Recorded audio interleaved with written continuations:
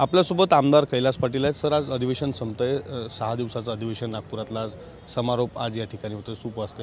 काय नेमकं पत्रात या ठिकाणी सरकारकडून जनतेच्या पडलं? 39 लोकांच्या सोडून बाकीचं पत्रात काहीच पडलेलं नाही।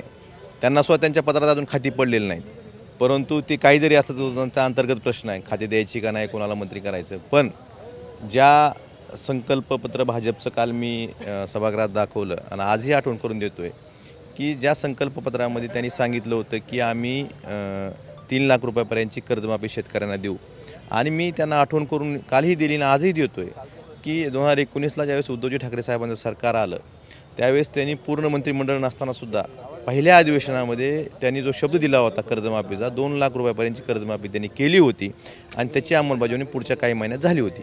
मला आता तेवढीच त्यांना फक्त आठवण करून द्यायची, तुम्ही संकल्पपत्रात सुद्धा तुम्ही आश्वासन दिलं होतं की आम्ही शेतकऱ्यांची कर्जमाफी करू, त्या पद्धतीने कर्जमाफीची घोषणा आज झाली पाहिजे आणि मार्चपर्यंत त्याची अंमलबजावणी झाली पाहिजे। तरच शेतकऱ्यांच्या आत्महत्या आपण बघतोय की निवडणूक काळात सुद्धा शेतकऱ्यांच्या आत्महत्या थांबलेल्या नाही, शेतकरी आत्महत्या करतोय।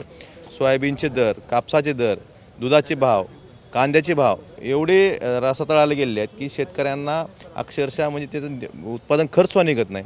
अशा वेळेस शेतकऱ्यांच्या आत्महत्या थांबवायच्या असतील आणि खरंच शेतकऱ्यांना दिलासा द्यायचा असेल, एवढं भरभरून तुम्हाला राज्याने दिलंय म्हणता तुम्ही, तर मग त्यांना पण तुमची द्यायची जबाबदारी आहे ना। त्यामुळे तुम्ही दिलेला शब्द फक्त पाळा, एवढंच मला त्यांना आठवण करून द्यायची। आणि आजच्या त्यांच्या उत्तराच्या भाषणात कर्जमाफीची घोषणा झाली पाहिजे, हे माझ्यासहित महाराष्ट्राच्या तमाम शेतकऱ्यांची अपेक्षा आहे। सरकारला या संपूर्ण मागणीचा विसर कुठं पडला आहे? सत्ता मिळाल्यानंतर विसर पडला का खरंच त्यांच्या म्हणजे ज्यांनी जे आश्वासन दिलं होतं, संकल्पपत्रात जे आश्वासन दिलं होतं ते आज उत्तरात दिसून येईल।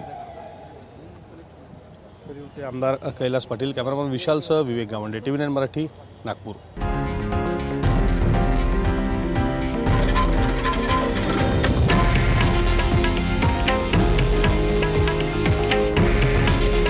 हे आहे देशातील नंबर 1 न्यूज नेटवर्क आणि आपण पाहत आहात TV9 मराठी।